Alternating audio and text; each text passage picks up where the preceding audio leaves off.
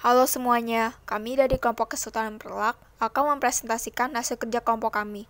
Kelompok kami beranggotakan Afifah Febri, Davina Putri, Latifah Azara, Muhammad Ihsan, Teresa Grasita, dan saya sendiri, Gisiliani.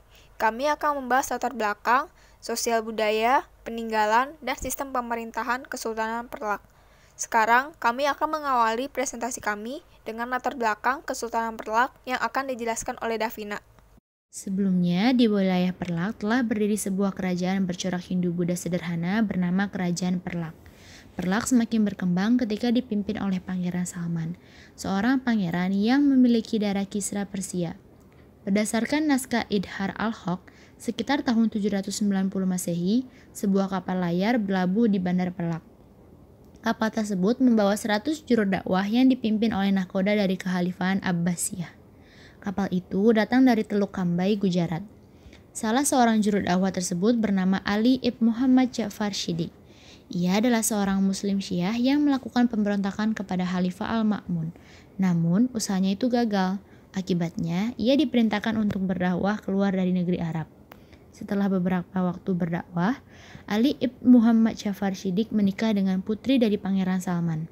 Putra pertama hasil dari pernikahan itu bernama Syed Maulana Abdul Asyah. Ia berhasil mendirikan Kesultanan Perlak pada tahun 840 Masehi sebagai Kesultanan Islam pertama di Nusantara. Setelah berhasil mendirikan Kesultanan Perlak, ia memperoleh gelar Sultan Alaiddin Syed Maulana Abdul Aziz Syah. Selanjutnya masuk ke sosial budaya Perlak. Letak Perlak yang sangat strategis membuat kerajaan ini didatangi oleh para pedagang dan juga pendakwah. Kayu Perlak yang sangat terkenal inilah yang memancing para pedagang dari penjuru dunia untuk bersinggah di antaranya pedagang dan pengembara dari Cina, Arab, Persia, dan India.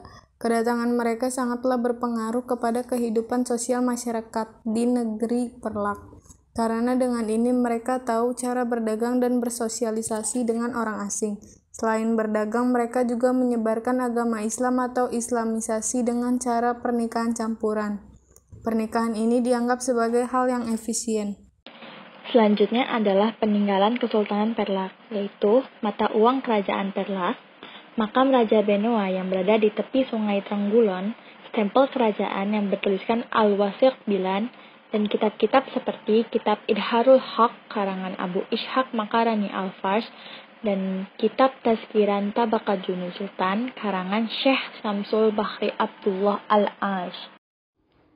Sistem pemerintahan yang diterapkan oleh Kerajaan Islam Perlak pada dasarnya mengikuti sistem pemerintahan yang diterapkan oleh Daulah Abbasiyah 750 sampai 1258 Masehi, yaitu kepala pemerintahan atau kepala badan eksekutif dipegang oleh sultan dengan dibantu oleh beberapa wasir, yaitu wasir asuyasa bidang politik. Sekian, terima kasih.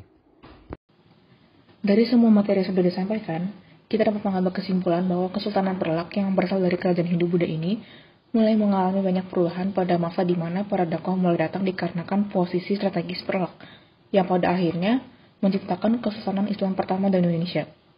Kesultanan Perlak ini menganut sistem pemerintahan kepala badan eksekutif yang dipegang oleh Sultan. Beberapa contoh peninggalannya ialah makam Raja Benoa, mata uang Kerajaan Perlak, stempel kerajaan, dan kitab Idharul Haq. Sekian presentasi dari kami, kurang lebih mohon maaf. Semoga apa yang kami sampaikan dapat dimengerti dan bermanfaat. Terima kasih.